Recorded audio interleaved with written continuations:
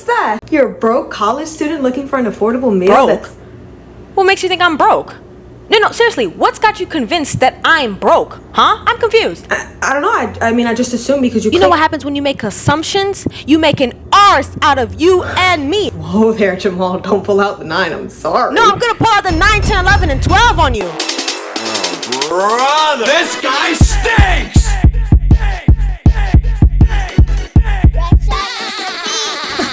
I'm just joking. I know you're broke.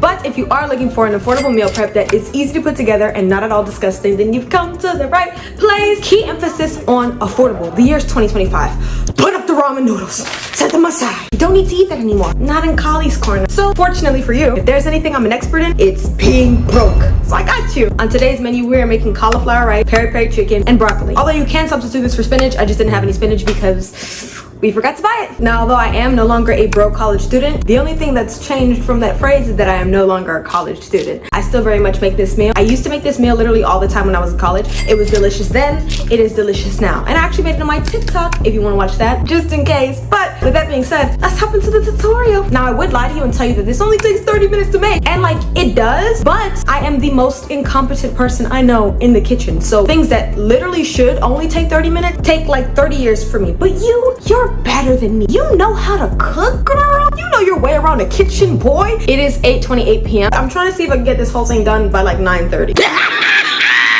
Honestly, it should take you 30 minutes to make. Like, unless you're incompetent like me, this should take you 30 minutes to make. Now, without further ado, let's get into the meal prep. Okay, let's get into the ingredients. So you can really use whatever seasonings you want as a base, but the peri-peri sauce is really gonna go in and seal the deal. I like to go in with salt, black pepper, smoked paprika, garlic powder, onion powder, fajita, crushed red pepper, and complete seasoning. But you can really use whatever you want to supplement the peri-peri sauce, which we're gonna add to the chicken once it's done cooking. I really do use this, so there's not really that much left. I've come to the realization that a lot of you guys don't actually know how to cook chicken, like at all whatsoever. When I went to college, I didn't know how to cook chicken for myself, so this is how you properly do it. First off, cut away the plastic delicately, peel off the corner, and then start with draining all the juice out. All these steps are gross, so I understand avoiding them, but do not, unless of course you want your chicken to smell and taste like raw gutter splash. Now you're gonna pour some cold water over it, and this is where we're gonna start to wash our chicken. No, you're not washing your chicken with soap or Fabuloso or Ajax. And yes, this step is absolutely necessary, so please do not skip it. Please don't skip it. Quick interjection. Okay, so I just looked it up and apparently you're not supposed to wash your chicken because doing so can expose your chicken to more bacteria. However, I'm Haitian and I grew up in a Haitian household, and literally not a single time in the history of ever have I ever seen my family not wash chicken before they cooked it. Now, with that being said, whether you do or you don't wash it, cooking the chicken will kill all the bacteria off anyway. And for me, I do feel like there is a tremendous difference in taste when you decide to wash it or not wash it. But again, it is completely up to you. This is your world. I'm just living in it. Me personally though, I'm going to wash my chicken every single time. You're gonna flip all your chicken over in that mixture, making sure every piece is fully coated, and you're gonna let that sit for a minute and then rinse it off. Then, and I completely understand your hesitation at this step, but you are going to rub the chicken while you rinse it off, just to make sure it doesn't feel slimy anymore. I use my hands because basically I'm trying to make sure that chicken doesn't feel slimy. Again, you can do whatever you want. Wash the chicken, don't wash the chicken. Noodles, don't noodles. But this is what I do for the best tasting results, in my opinion. This is the part I hate the most, but basically you're just gonna cut the chicken. Get rid of these white parts, really weird fat part, then put it into a bowl, cause gross. Just cut it off. Also, wearing gloves during this part will make it 10 times easier, and especially if you're afraid to touch the chicken. It was getting to be disgusting. See all that white stuff right there? I'm getting rid of all of it because I think it's really gross. To make them about that big. And you're basically gonna repeat this step with the rest of the chicken.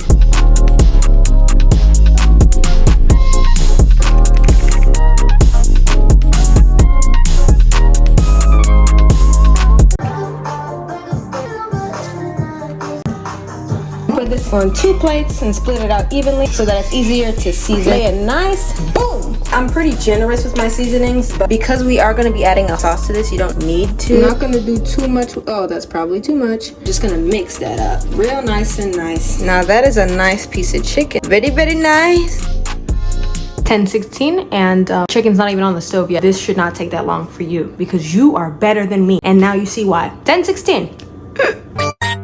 For From here, you're gonna put the pan for the chicken on medium-high heat and the pan for the cauliflower rice on medium-high heat. I like to cook them at the same time, even though I'm not very good at it. A rather generous amount of butter. I mean, it's a lot of chicken. Get that lightly coated. I'm actually quite the professional at burning things, so we are going to do our best to not do that.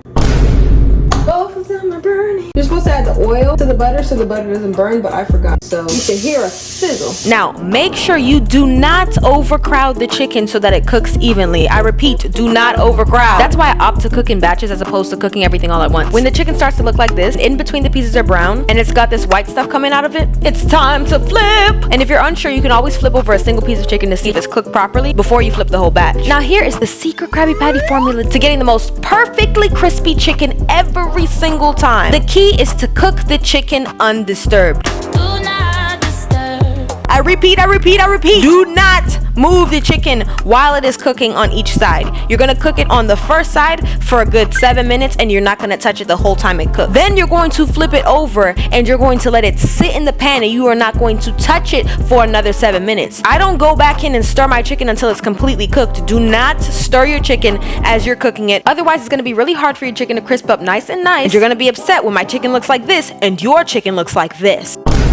Leave it alone. The last step to cooking our glorious chicken is to pour the peri-peri sauce over it. Now, honestly, you can use as much or as little as you want to. I used about that much and added a little bit more off camera, but that's pretty much it. Mix it up for a few seconds, hear a good sizzle, cut the heat, set it off to the side, and voila! You're done making the most delicious peri-peri chicken. Or as good as I can get it, child. I don't know. I'm not a chef. I'm just somebody who kind of knows how to cook.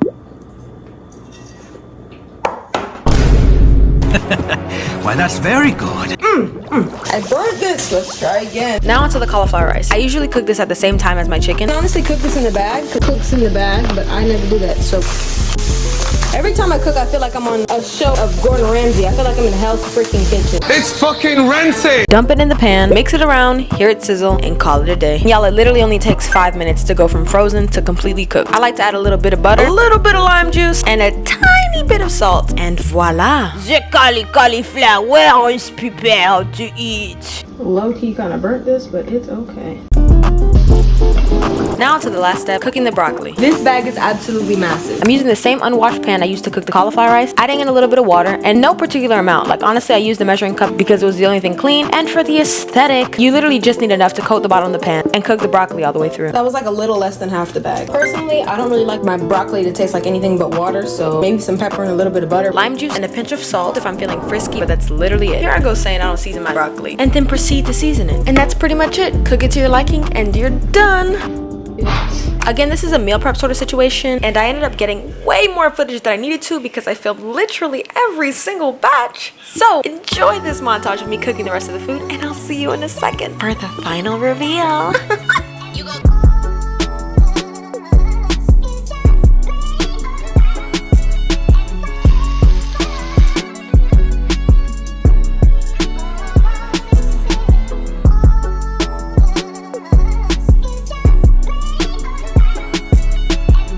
What you think? Tender. It's tender? Tender, first of all. Period! One more time. What else? Notes for improvement? A little bit like a better buffalo. Did you hear that, folks? A better what? One more time. Buffalo. A little too sodious, but you know what I'm saying? He says a little too sodious. That's because he actually doesn't like salt at all whatsoever in his food. Just a little too sodious. A little too sodious? Well, there you have it, folks. You actually don't need to put salt in at all. So it's not too sodious. It's not too sodious. So it's not too sodious. I'll be drinking that orange juice like your granddad. What? What does that even mean?